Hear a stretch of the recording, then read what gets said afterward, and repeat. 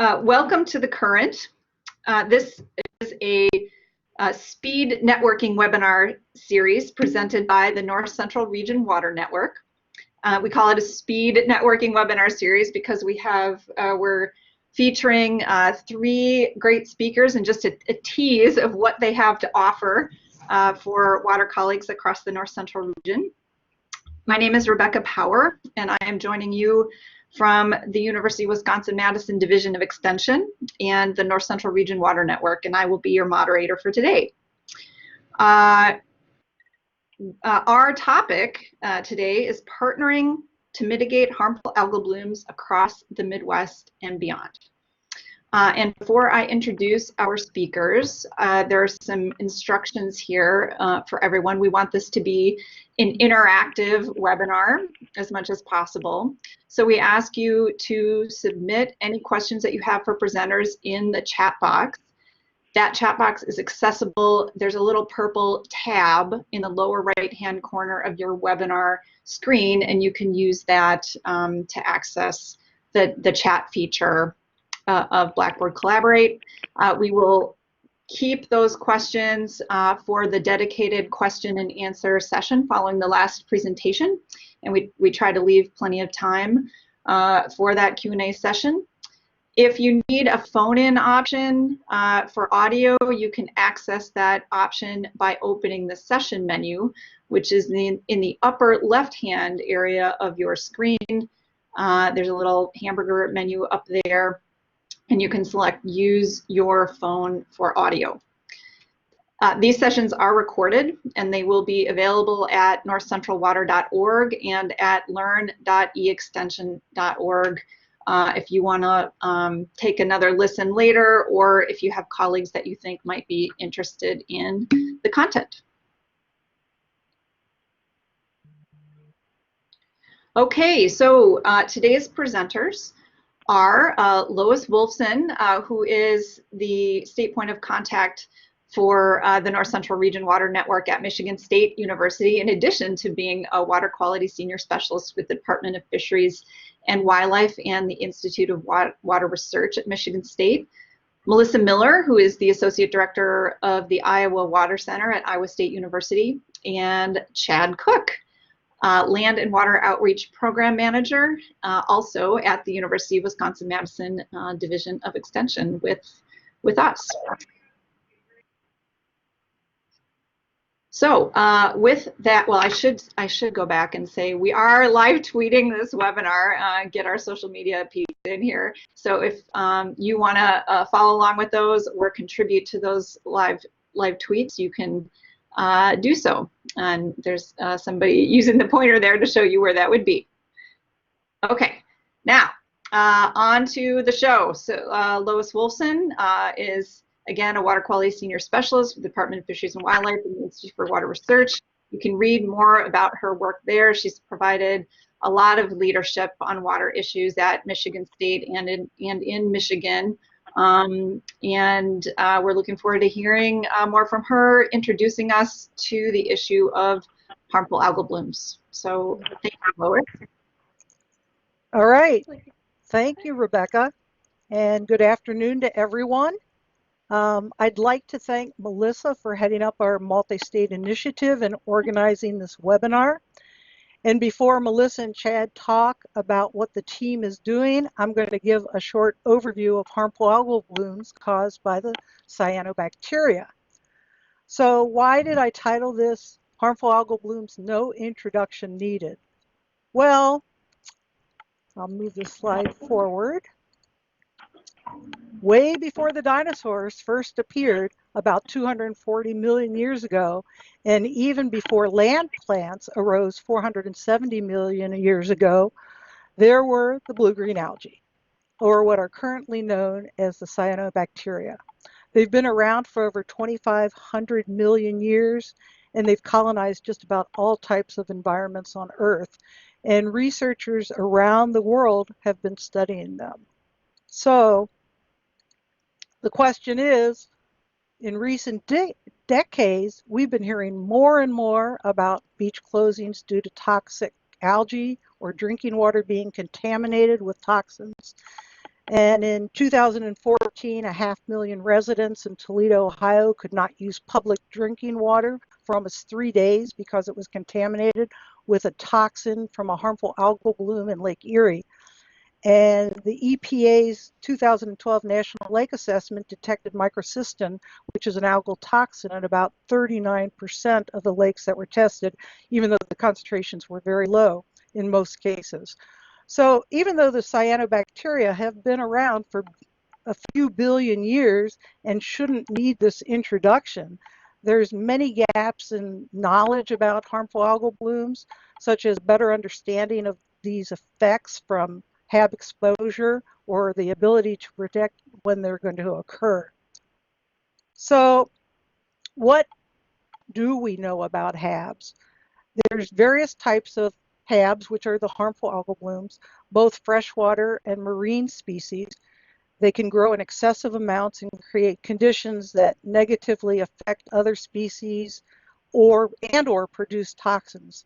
So the ones we're concerned with in this region are the cyanobacteria, sometimes referred to as the letter C HABs. The red tides that are formed in marine waters are a different type of algae. And there's also other non-cyanobacteria HABs, but we're not going to be discussing those today. So what we now call the cyanobacteria are what we originally thought were prokaryotic blue-green algae rather than bacteria, but often people still use the term blue-green algae. And not all the cyanobacteria produce harmful algal blooms, but many do. And 3 of the most common HAB species that can produce these toxins and are shown here on the right are Anabina, Aphanizomenon, and Microcystis. Sometimes people refer to those as Annie, Fanny, and Mike. And these are species you may have heard of, particularly Microcystis, the one at the bottom. So HABs can cause multiple problems in lakes and streams, causing ecological, economic, and health concerns. For example, when these blooms die and decompose, there's a depletion of dissolved oxygen, creating hypoxic zones, which can have negative effects on other organisms. And there's also chemical changes, particularly in lakes. And their presence may decrease property values and deter recreational activities. And they can affect both human and animal health through consumption or contact. And these blooms and toxins can bioaccumulate, not the blooms, but the toxins accumulate in many aquatic species. So I'd like to start off and talk about why the cyanobacteria are so successful in various water bodies. Did I miss a slide here? There we go. Over geologic time, cyanobacteria have evolved many adaptations that make them excellent competitors in water bodies, and they possess characteristics that algae don't. So unlike the algae, the cyanobacteria can regulate their buoyancy in the water, or that's the ability to move up and down through the water column, which is influenced by light conditions. And this gives them the ability to capture nutrients at different depths. They also have accessory pigments, which increases the wavelengths of lights that they can use for photosynthesis. For temperature, they have a wide temperature range, and they grow very well at high summer temperatures, and usually they dominate the phytoplankton population during late summer and early fall. Some of the filamentous cyanobacteria have the ability to fix atmospheric nitrogen through these specialized cells. Let me see if I can get my little pointer here working. Well, they're on the right, and yeah, there we go. Thank you. So these are called heterocysts, and they can take atmospheric nitrogen and convert it internally into a usable form of nitrogen, like ammonia. And like algae, they can store phosphorus in excess of their needs, but data has shown that they have a strong affinity for phosphorus, and it's higher than most other photosynthetic organisms.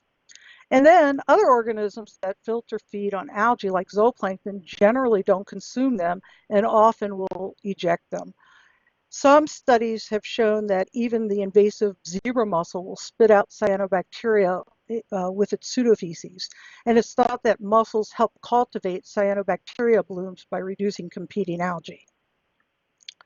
So, if environmental conditions are suitable, lakes can go from being fairly clear to images that might look like this on the left, and if conditions are extremely favorable for HAB production, perhaps even this on the right. And thank you, Rebecca North, for the slide.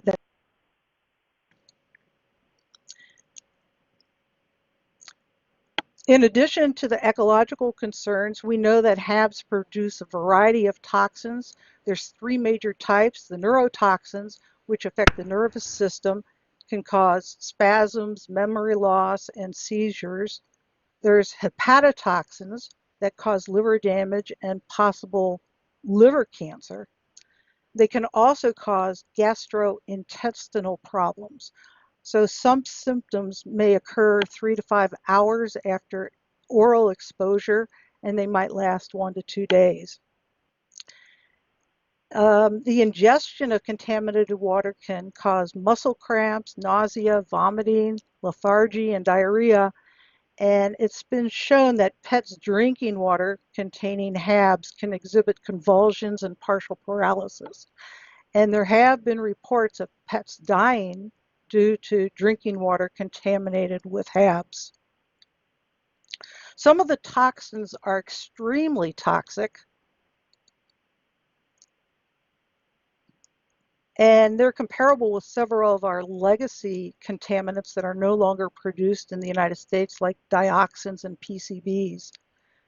The World Health Organization has set guidelines for microcystin LR concentrations in drinking water at 1 microgram per liter.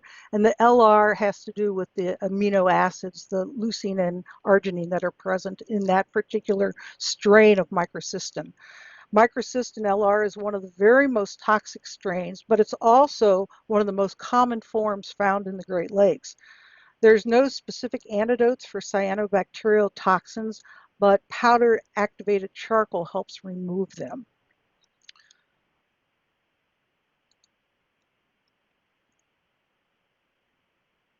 The major way that people are exposed to HABs are from ingestion and inhalation while recreating in water or by consumption of contaminated fish or drinking water. However, fish generally accumulate the toxins in their liver, which people usually don't eat.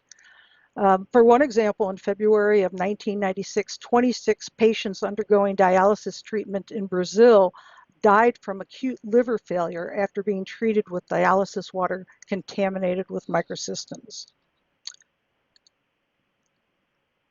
So of all the properties that help HABs thrive in our waters, the only ones that we really have some good control over are the nutrients. And the best way to reduce HABs is to reduce nutrient runoff, particularly phosphorus. So there's multiple ways of reducing nutrients entering waterways, eliminating or reducing winter application of manure, incorporating fertilizers into soils on farm fields, perhaps using cover crops, implementing low impact development practices to reduce stormwater, decreasing phosphorus use on lawns, keeping livestock out of streams, and increasing buffer strips and natural shorelines.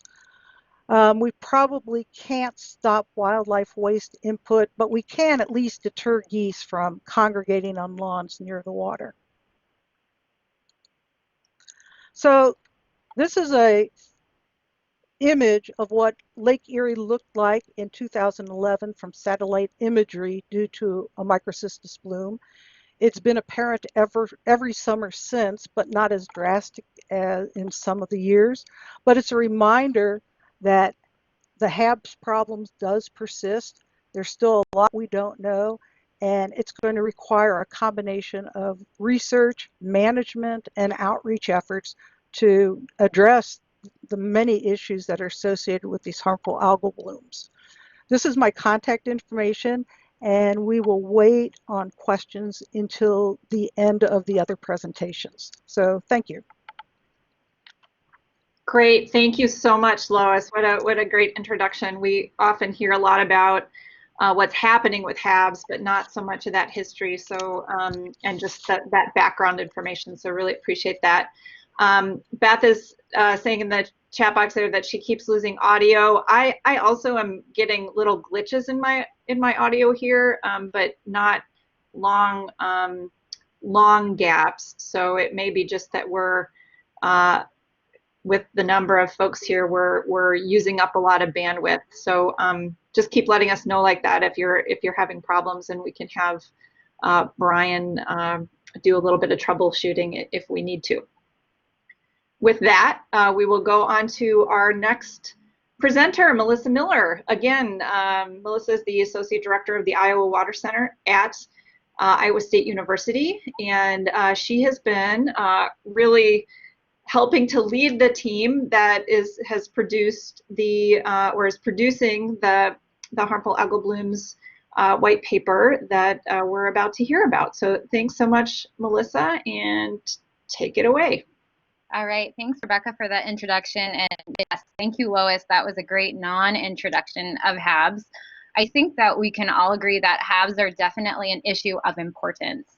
They're not a new issue, but we call it emerging importance because we're just now dealing with a lot of these issues that are affecting us wide. And the importance goes for both research and outreach.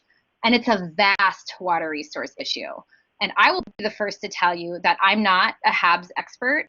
So when the Iowa Water Center first started wading into this issue, it was fairly overwhelming for me. There is so much information in so many areas of research. Now, I've been known to say out loud that I didn't choose HABs, HABs chose me. That's really because of the project that I'm here to talk about. So I will start with some background about how we got started, and then I'll delve into how we went about it, what we found, and some of our recommendations moving forward. First, I want to talk a little bit about the Water Resources Research Institutes. The research institutes were created in 1964 as a result of the Water Resources Research Act.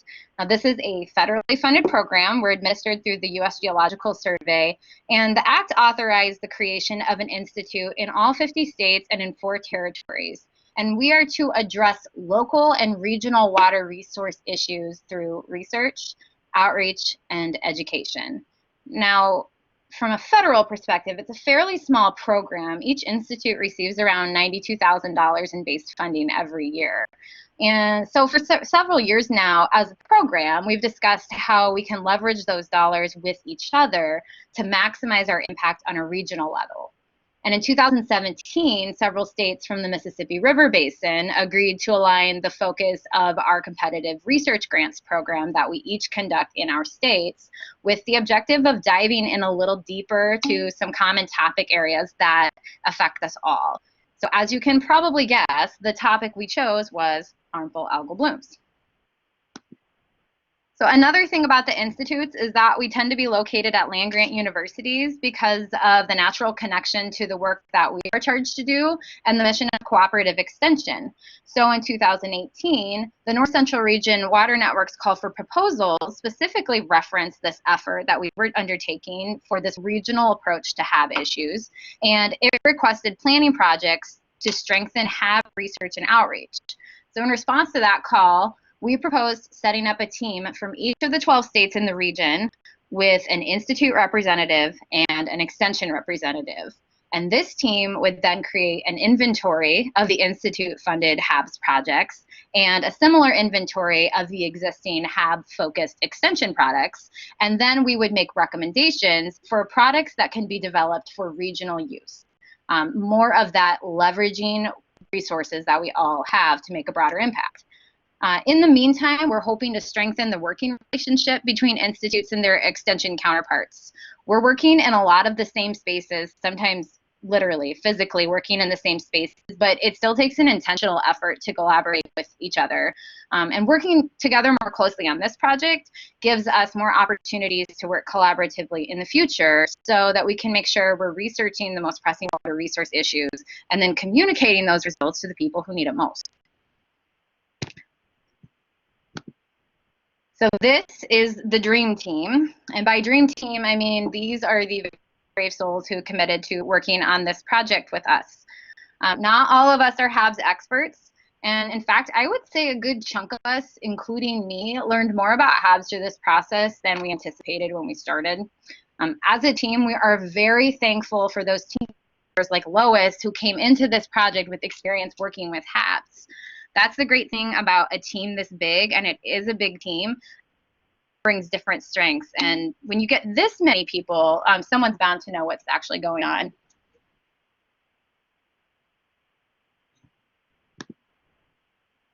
Okay, now for the logistics portion, and then I'll move into the findings and recommendations, which is probably the reason that you joined in the webinar in the first place. But I'm a process person, so I would like to talk a little bit about the process first. So after we received notification that we were funded in spring of 2018, the first thing we did was enlist a student to comb through extension websites for HABs-related extension publications and programs throughout the region. After we had that list, we sent it to each state with a request to heavily edit because we knew that just doing a web search was probably not going to turn up everything that existed. Then beginning in September, we kicked off monthly and we held those via Zoom. We recorded them and posted them on a shared folder on Box for anybody who missed the meeting or wanted to revisit it. And then the agenda for those team meetings always included an update on the project timeline and logistics, opportunities for announcements and open discussion, as well as specific discussion questions. And some of those questions that we asked were a means to an end, but also good things for us to discuss as a group. So in your experience, what are the most frequently asked questions about harmful algal blooms? What agencies and organizations in your state are involved with responding and communicating about HABs, and how can we coordinate with them? What extension projects are most useful, and who are our stakeholders exactly? And how do we incorporate recent research into our outreach products? So we had some really good discussions during those calls. And then in December, representatives from 11 of the 12 states met in person at the North Central Region One Water Action Forum in Indianapolis. At this meeting, we got together, we did some self-assessment activities. We had the attendees start to put together what we're calling a blue-green ribbon package. Sorry for the terrible pun, Lois, especially since blue-green algae isn't really the thing here. But our gold standard of, in the ideal state of HABs communication, what are we telling people and how are we telling them? But perhaps the most valuable outcome of that meeting, we actually came up with the outline for the white paper. So all of this information we'd gathered, how are we going to tell people about it? And that included choosing 5 key topic areas of HABs on which to focus. So following the December meeting, we broke into writing teams and we started drafting the various sections of the white paper. And we still held the monthly Zoom meetings. We had to keep updates on the process, but also any discussion items that came up during the writing that the team wanted to bring back to the larger group to talk about. Currently, we're making final edits to the white paper, and we expect it to be released next month. Yay. But in the meantime, I'm going to give you a quick run through of the major components. So we'll start with the research inventory. So 2018 was the year that we aligned our RFPs, and the institutes in the North Central region funded 15 new projects related to HABs, and that was double the amount of HABs research projects that we'd funded the 4 previous years. 2 quick caveats here. The states that signed on to align their RFPs back in 2017 for the 2018 funding year are not necessarily the 12 states in the North Central region, but for this inventory, we aligned the states so they included the same geographic region. Also, when we were looking at what was a HABs research project, we had to set parameters somewhere. So we only included the project that if it explicitly tied its outcomes to harmful algal blooms. So when we say 30 projects from 2014 to 2018, we are specifically talking about the 12 North Central states and research projects that were intended to impact HABs knowledge. So that means there are a number of projects funded that we didn't include here that focus on in-field best management practices that will improve water quality and reduce nutrient runoff and impact HABs, but it didn't say it specifically. And then we also have institute-funded projects around the country that focus on HABs that aren't included here. So when you're looking at this table, for the most part, we funneled the projects into categories aligned with the topic areas that we agreed to focus on for outreach. We did make a separate category here for prediction and source detection because half the projects were focused on this, so it really warranted its own category. A full listing of the projects, the amount funded, the primary investigators, all of that, it's going to be available as an appendix in the final paper, but I would also encourage everybody, if you just Google USGS WRRI, and go to the USGS's Water Resources Research Institute section of their website, you can find all of the projects that have been funded through this program since 2002 when we went to electronic records. It's a great resource. Okay, moving on to the extension inventory. So I mentioned that at the December meeting, we did some self-assessment activities where we placed our states on a continuum of the perceived importance of HABs as well as the activity of our current outreach programs. So these two graphics, though not pretty, this is an actual picture of the activity that we did. They show the responses to this, and the responses were generally congruent with what we documented in our inventory. So it was nice to see those two things line up. The focus of the materials in the inventory varies regionally. So farm ponds in the rural states to inland lakes in Minnesota and Nebraska to the Great Lakes, obviously in Michigan and Ohio. In general, most of the material focused on human and livestock health effects as opposed to the health of the ecosystem. The products didn't really focus on Gulf hypoxia at all, and most of them didn't emphasize actions people could take to mitigate or reduce harmful algal blooms.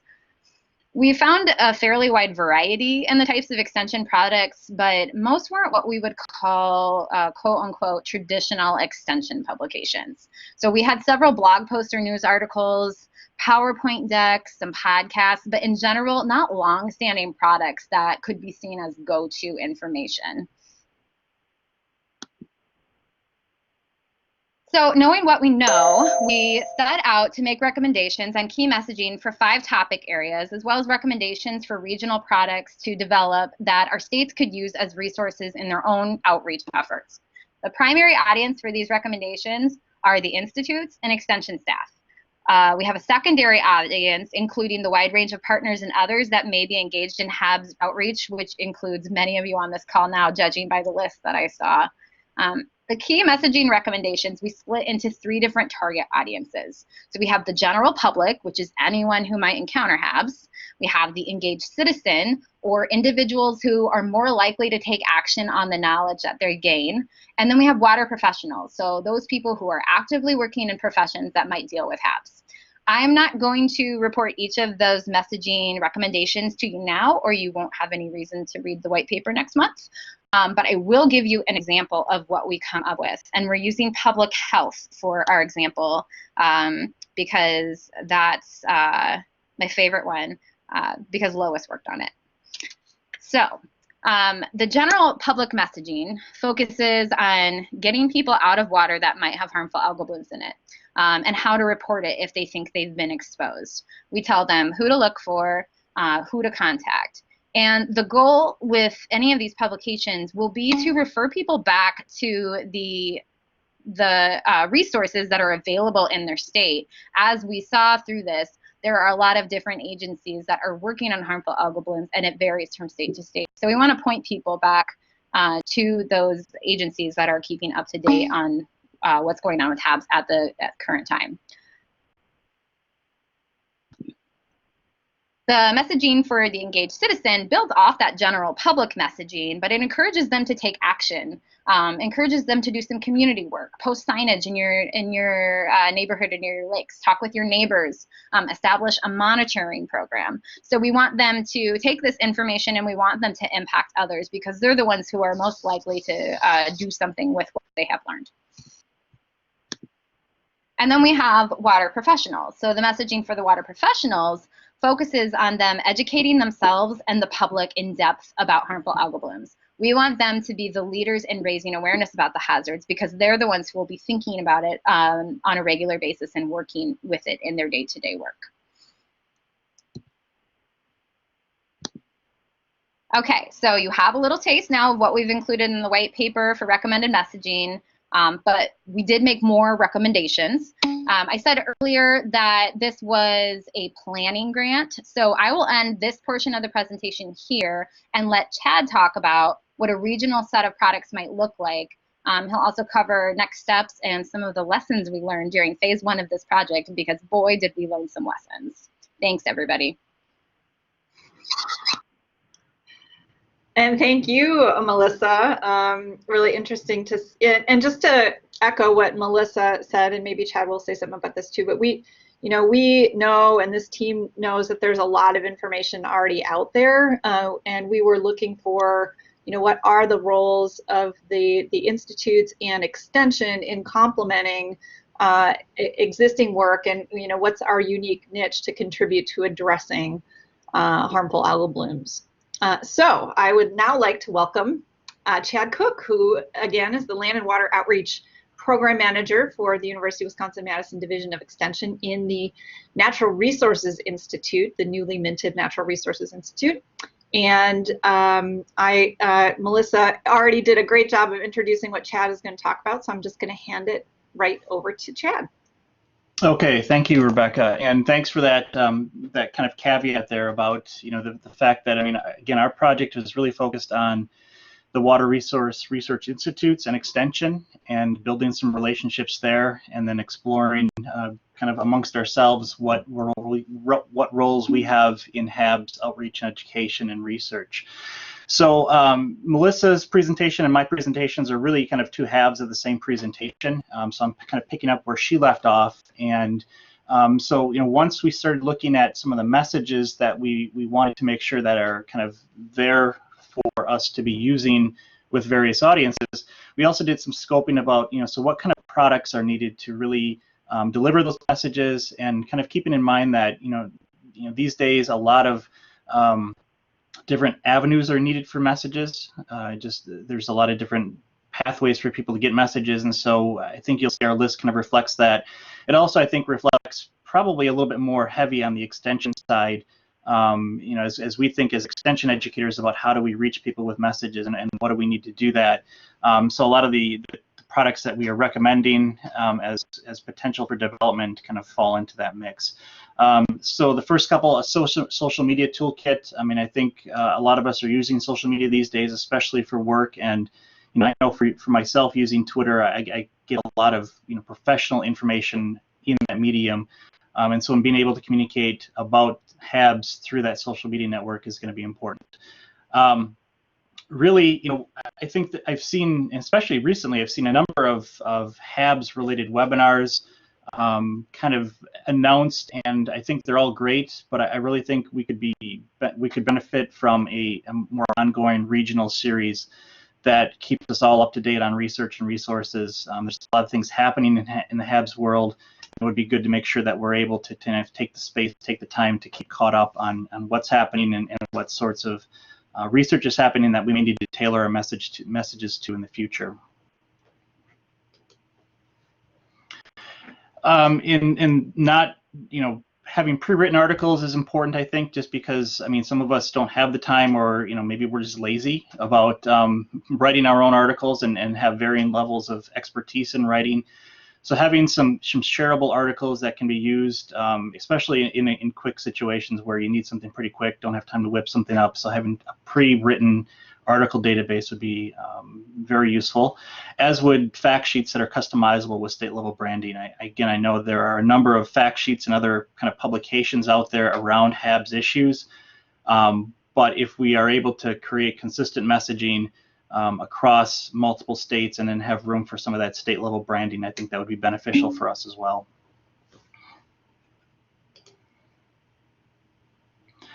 Again, thinking about different ways that we communicate with people, we have a lot of opportunities, especially if you're thinking about lake fairs and other places that bring people that may be recreating on lakes together.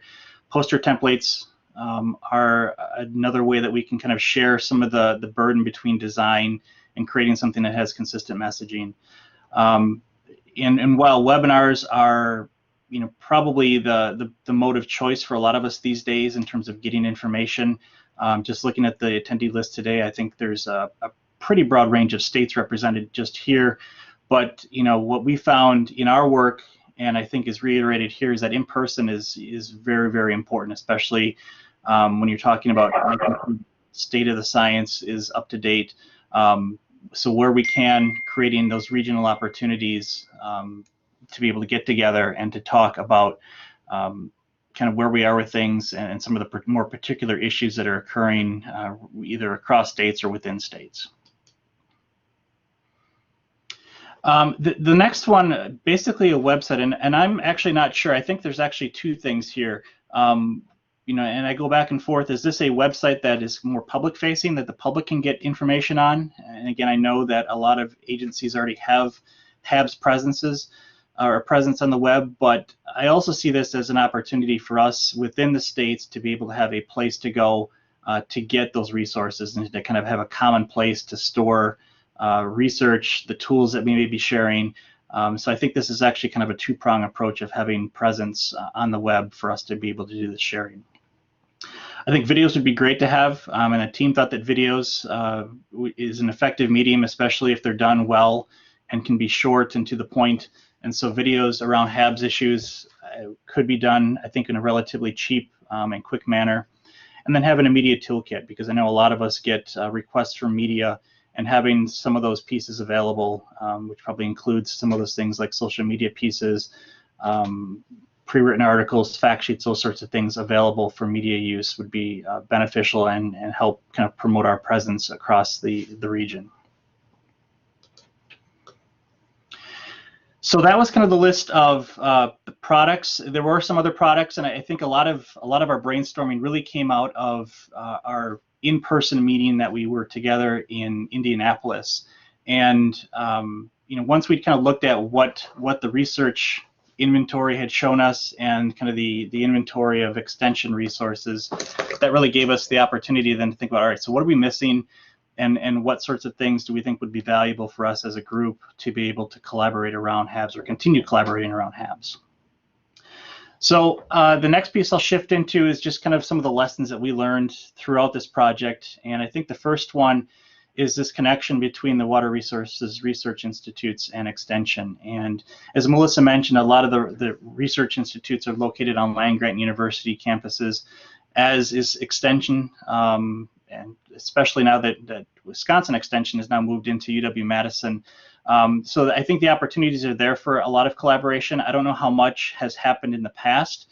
I can speak from Wisconsin to say that I know my Water Resource Research Institute colleagues, but as far as collaboration, there hasn't been much in the past. And I think there's a lot of opportunities for us to collaborate in the future on the research that's being supported by the institutes, and then how can we in Extension take that research and move it into the hands of those that are across the state. So this was kind of one of our goals starting out. And I think it was really a major impact as we were able to build some of these relationships, not only within our states, but then across the states as well. Another kind of lesson learned, and Melissa alluded to this, is that HABs is a really big, complex issue, and so we spent some time up front really struggling with how do we compartmentalize this, how do we put this into something that we can have some success with in terms of how we were approaching the issue.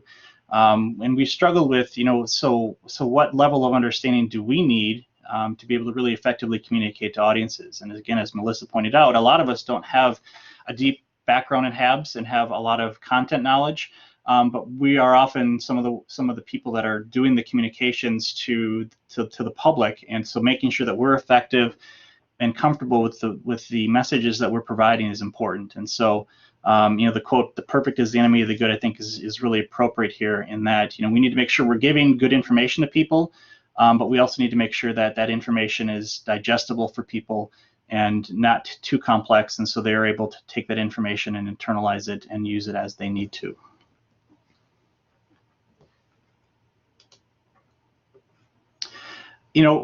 This was a 12-state region, and really, even though it seems like that's not a big area, but in terms of HABs, it really varies across the region in terms of what the issues are. So, how HABs is being portrayed and dealt with in Ohio is very, very different than what's happening in North Dakota.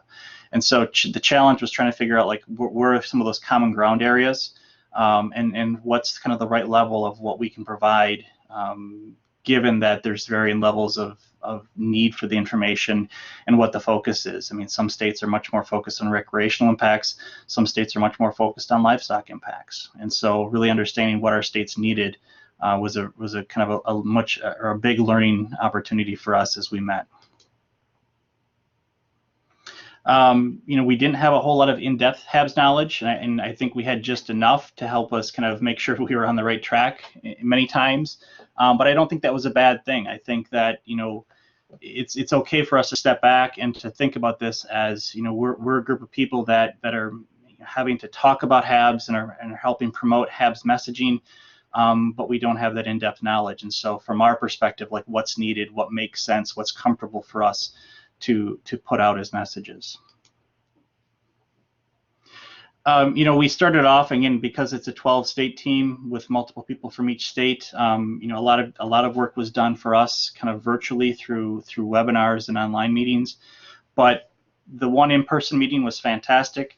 It actually, we were extremely productive during that meeting, and just from kind of maybe a group dynamic perspective, or working in multi-state issues, having those opportunities to be in person is really important, especially when you're building relationships.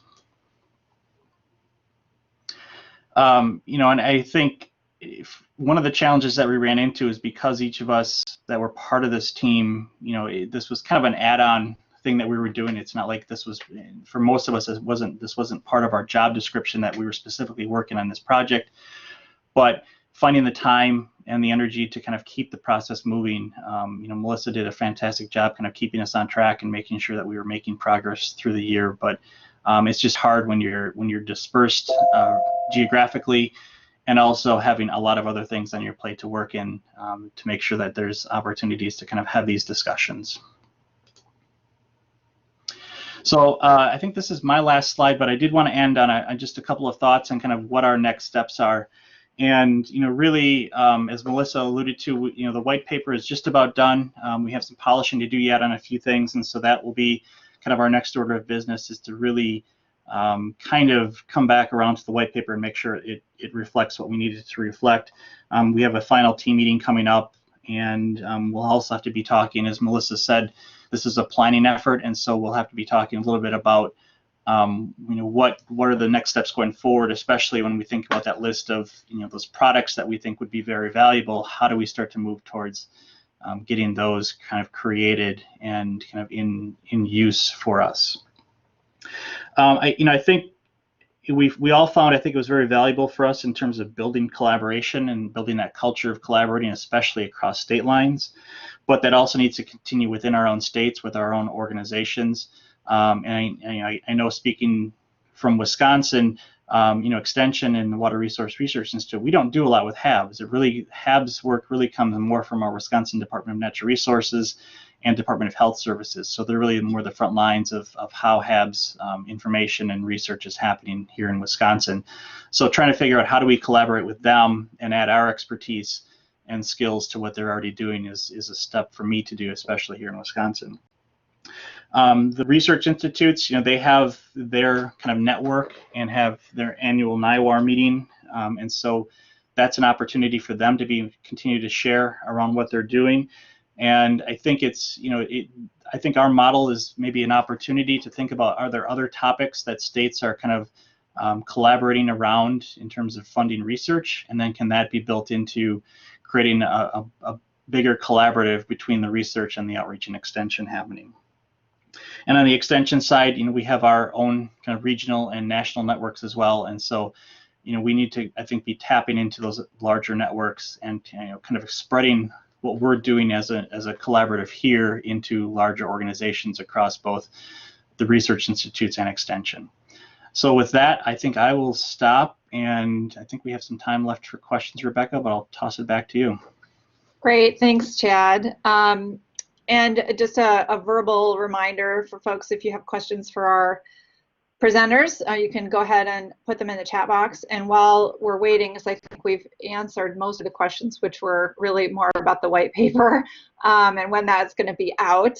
I did have a question about agriculture, you know, and this working, so not less on the public side or the, you know, the engaged citizen side, but on the prevention side.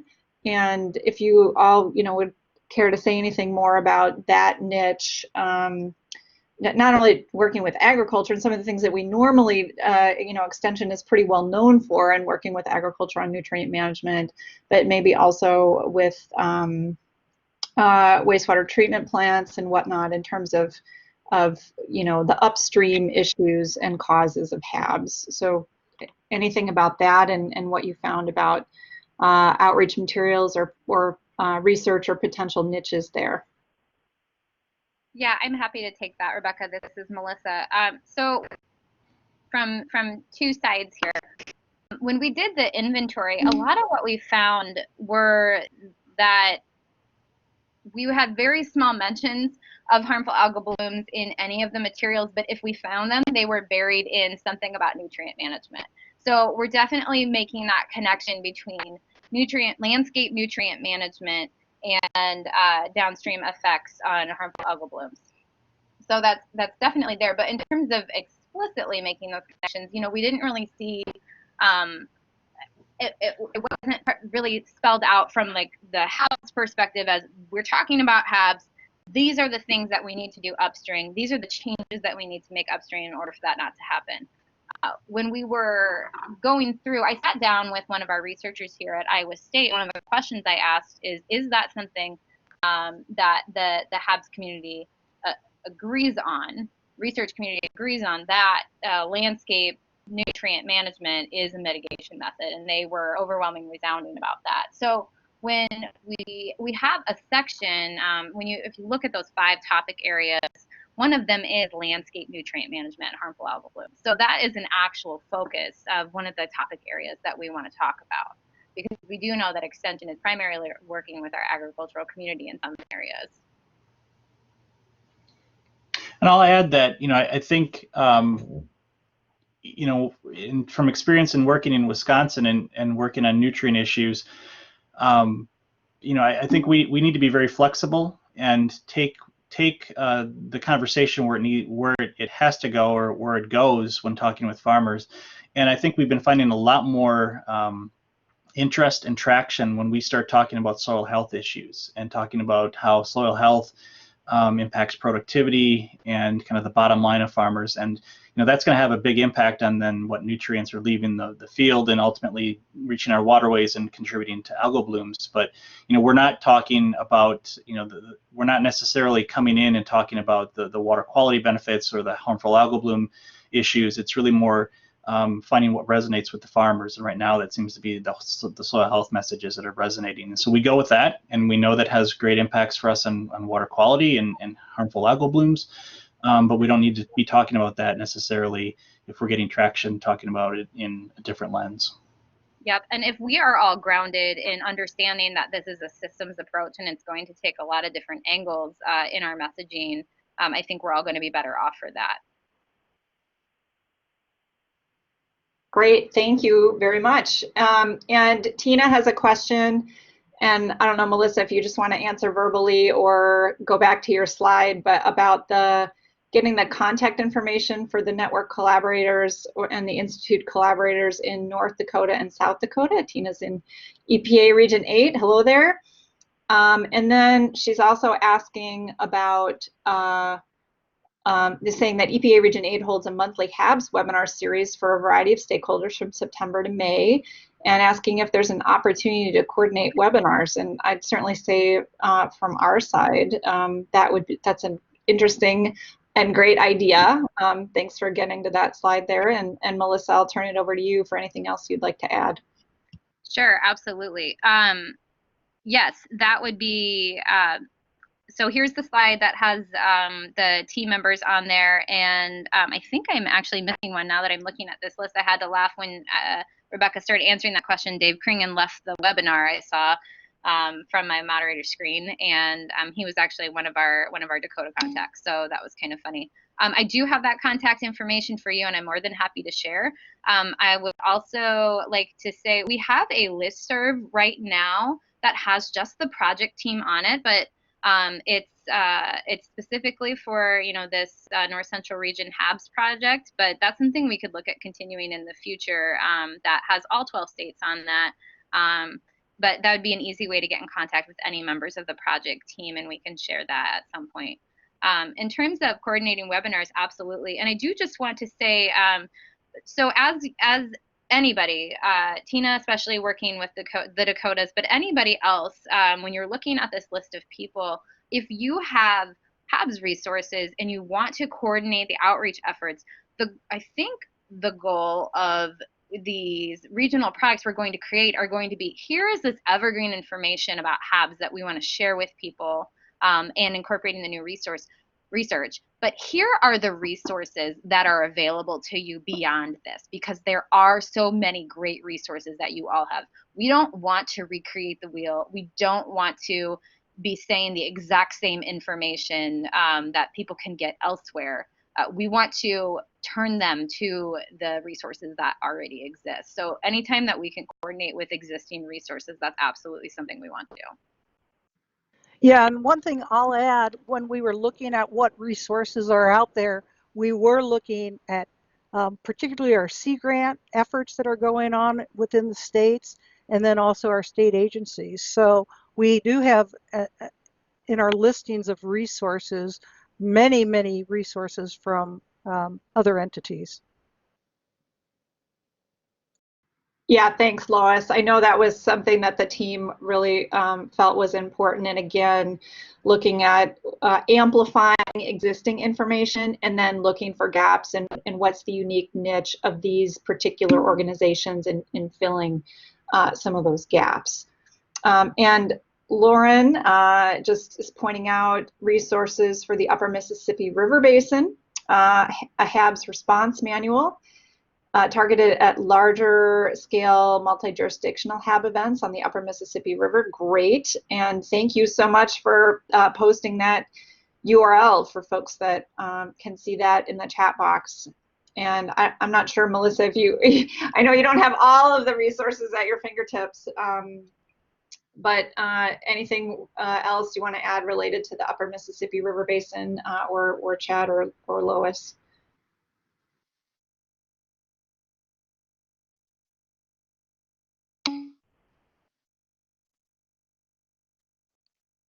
No, I don't have anything to add, but yes, absolutely. And you know, well, again, we've mentioned it a few times, and it's almost a, you know, a cover yourself statement, but what's going to be included in the inventory is primarily going to be what's been distributed through our extension primarily, and then looking at future resources is where we'll connect with those other state agencies and nonprofit organization, NGOs, people who are doing additional outreach work. So send them our way. We want to include them when we move forward in phase 2. Perfect, thank you.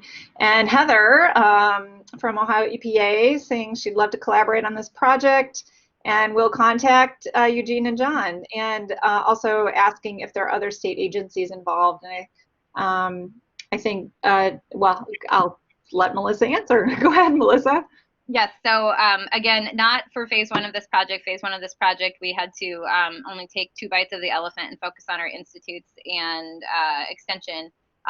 But the way that we envision this working out is that we'll roll out, you know, these regional resources that everyone can use, but it is up to the individual states to take that information and really tailor it to their own state. So it's absolutely going to take state level partnerships, and it's going to take state level partnerships through the agencies. So I'm glad that that's something that you're thinking about. I will also say that Ohio is currently really the gold standard for outreach. So we are glad that you are going to continue to be the leader. Great, thanks, Melissa. And yeah, we, you know, and Chad mentioned this too. We're trying to do what we need to do within the land-grant universities to get our own internal networks in order so we can more effectively partner with the other organizations that are working on HABs and again, fill those unique niches that we're best able to fill. Okay, any other questions before we adjourn for the day, or speakers, any other final points that you would like to add before I get to our closing slides? Oh, I'll just say that we really appreciate everybody's interest in, have been surprised, maybe not rightfully so, that people are so interested in the project that we're doing. So that's very humbling. Thank you, everyone.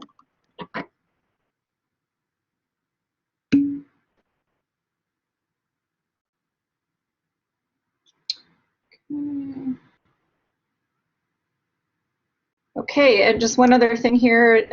Diana says she's a lurker from out of our region in North Carolina. While at a meeting in Minneapolis, saw a great sign, feeding waterfowl makes waterfowl. Final question, how are human activities that might exacerbate HABs, other than the landscape management issues that we've already mentioned, how are those human activities being addressed in the report?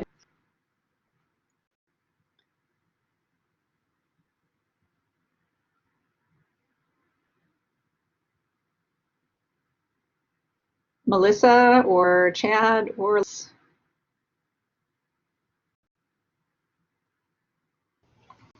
I'm thinking, we're looking at it from that landscape perspective and especially thinking about kind of nutrient delivery through human activities. I don't think we delved too far into beyond that, and I'm trying to think if it was really in our scope to do that, or if kind of our messaging, a lot of our messaging kind of revolved around some of the, kind of what are you seeing and is it dangerous, and things you can be doing on that landscape scale. So yeah, I don't think we got too deep into those or other activities or human activities that are out there that could be contributing to the problem. But obviously we know that that's the case, but I don't think we could just get that far into it beyond what we did in our initial scoping.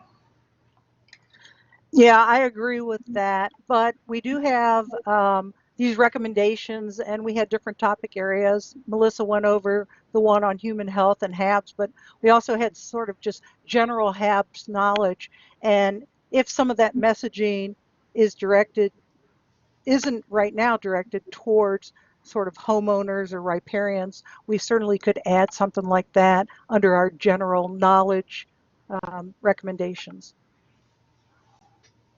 Yep, that's a great point, Lois, and thanks for bringing that issue up, Diana. And we are happy to have lurkers from outside the region, and even lurkers that don't just look, that participate. So thank you so much. To close things out here, I just want to thank our speakers again, Lois Wolfson, Melissa Miller, and Chad Cook. And you can see their email addresses here. If you want to copy those down and send them a note if you'd like any more information from any of them. As I said in the chat box, we will be sending out a note on our monthly e-newsletter, the North Central Region Water Network monthly e-newsletter, The Drop. When the white paper is released, we certainly will put it on social media, and we may do a few other things too, but those channels are certain. And Melissa, do you have anything that the institutes will do that you want to share briefly with folks? Not at this current moment, but nope. Okay. So you know where you can go for it.